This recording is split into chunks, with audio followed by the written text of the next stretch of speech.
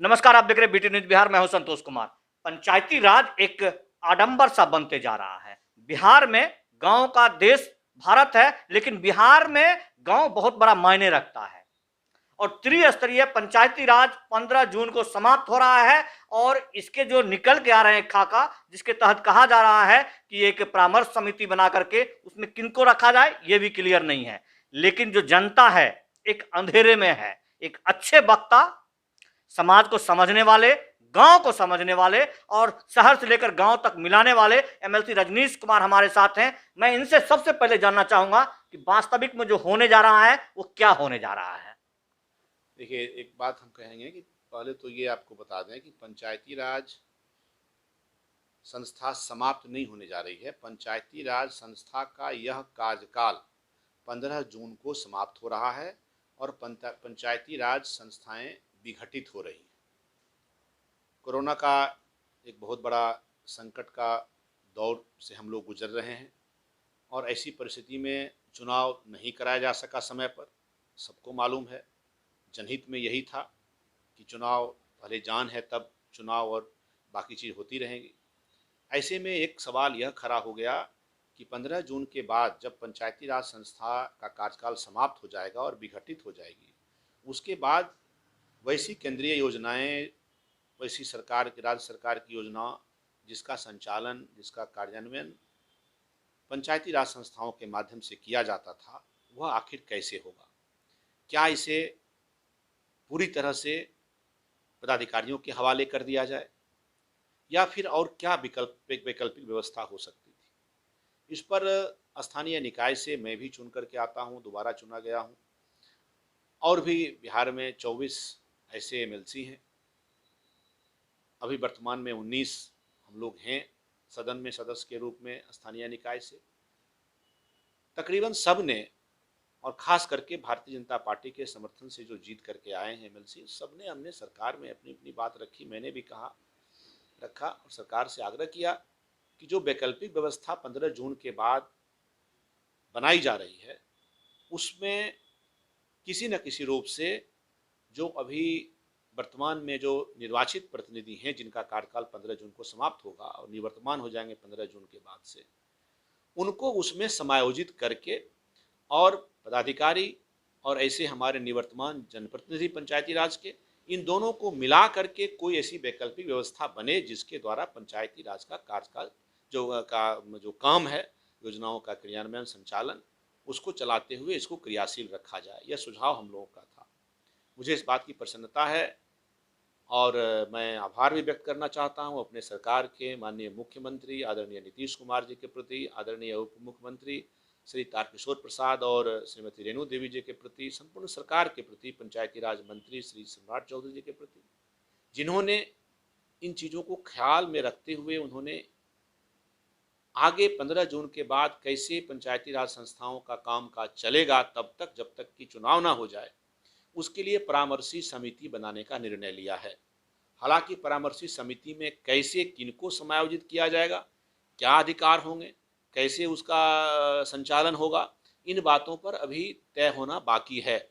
लेकिन हम आपके माध्यम से और हमने पहले भी विभिन्न माध्यमों से और स्वयं बात करके भी आग्रह किया है सरकार से कि इसमें आप जो अभी वर्तमान में पंचायती राज के जो प्रतिनिधि निर्वाचित हैं तीनों स्तरों पर, पंचायत, प्रखंड और जिला स्तर पर, इनके निर्वाचित प्रतिनिधि जो निवर्तमान हो जाएंगे 15 जून के बाद, मैं कहूँगा कि इनको आप उस परामर्शी समिति में समायोजित करके उनको लेकर कार्यकाल बढ़ाने के लिए क्यों नहीं प्रावधान किया जा रहा है? सबसे बड़ी बात है कि जो वैश्विक महामारी में भी आपने जिस तरह से आखिरी कड़ी तक पहुंचने का एक माध्यम बनाया जनप्रतिनिधियों को, उनको उनका कार्यकाल क्यों न बढ़ाया जाए? संवैधानिक रूप से सदन में बैठते हैं, ऐसा कोई प्रावधान है?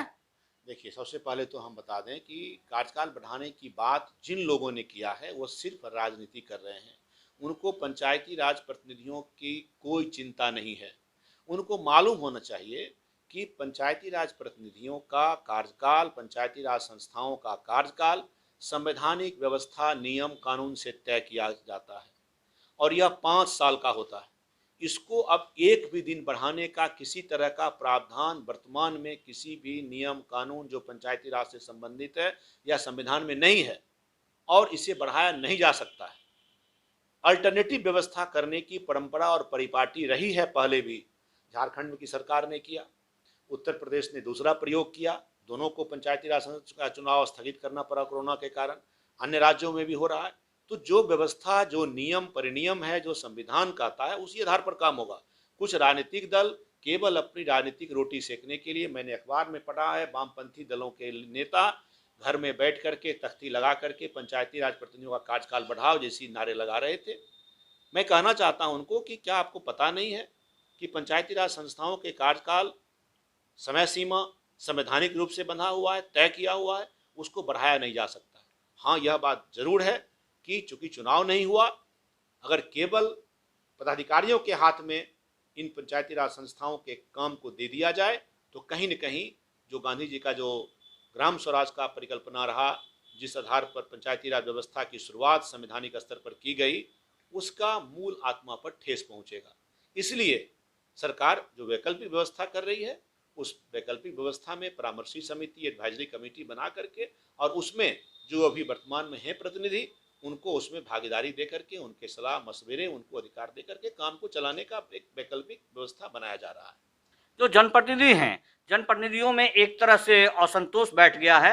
लोगों को जिस प्रकार से वो जवाब दे रहे हैं कि अब कार्यकाल समाप्त हो गया, हमारा अधिकार समाप्त हो गया, तो ऐसे लोग भयभीत हैं कि अब हम अधिकारियों तक कैसे पहुंचे, या पहुंचते भी नहीं थे।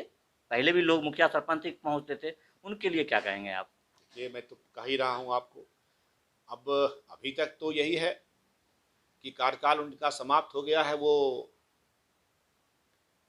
निवर्तमान हो जाएंगे। अब मेरा ही कार्यकाल 16 जुलाई को समाप्त हो जाएगा, तो मुझे इसके लिए कोई भय नहीं है, मुझे कोई इसकी चिंता नहीं है।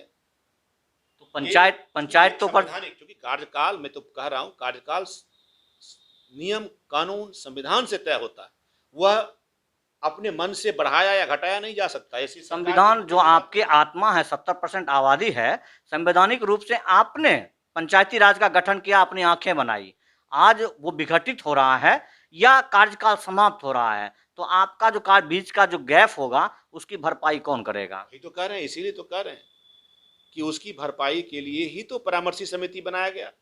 अगर उसकी चिंता नहीं होती तो सीधे उसका काम वीडियो के हाथ में, डीडीसी के हाथ में, पदाधिकारियों के हाथ में दे दिया जाता।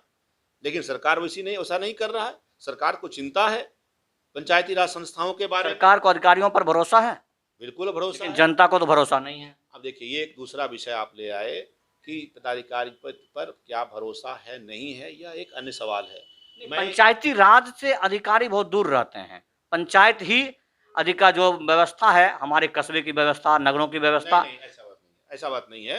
पंचायती राज जो ऐसे जो चल रहा है वर्तमान में भी, और जैसे जब रेगुलर चलता है, उसमें भी पंचायत स्तर पर पंचायत में पदाधिकारी होते हैं, पंचायत सचिव होते हैं, कर्मचारी होते हैं, उनका नियंत्रण प्रखंड स्तर पर वीडियो के द्वारा रहता है।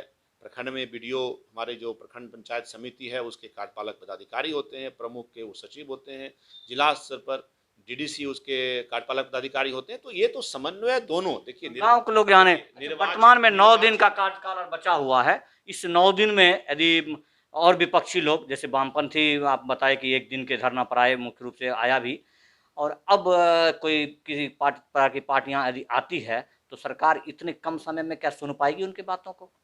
मैं तो कह रहा हूँ, सरकार उनकी बात को क्यों सुनेगी? वो बात को असंवैधानिक कर रहे हैं, वो बात विपक्ष का अधिकार और जनता का अधिकार है, एक रास्ता दिखाना, वो अलग बात, मांग करना अधिकार है तो मांग करिए, लेकिन आप ऐसी मांग नहीं कर सकते हैं, नहीं करना चाहिए सिर्फ महज राजनीति करने के लिए। महज पंचायत प्रतिनिधियों को आप बरगलाने के लिए उनकी भावना के साथ खिलवाड़ मत करिए।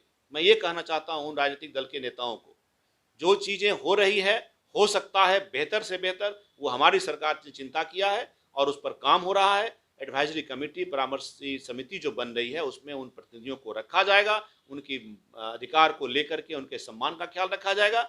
और बिल्कुल यह कहना कि अधिकार कार्यकाल का बढ़ाया जाना यही एक विकल्प है, यह बिल्कुल असंवैधानिक है, गैर कानूनी, हास्यास्पद है और राजनीति से प्रेरित। पंचायतों का अधिकार, एक जो दूसरे लहर के जाने के बाद, वैश्विक महामारी के बाद जो सामग्री वितरण का हो रहा है, फोटो तो शहरों से बहुत आते हैं लेकिन पंचायत तक नहीं पहुंच पाते हैं। पंचायत का अधिकार वहाँ भी हनन हो रहा है।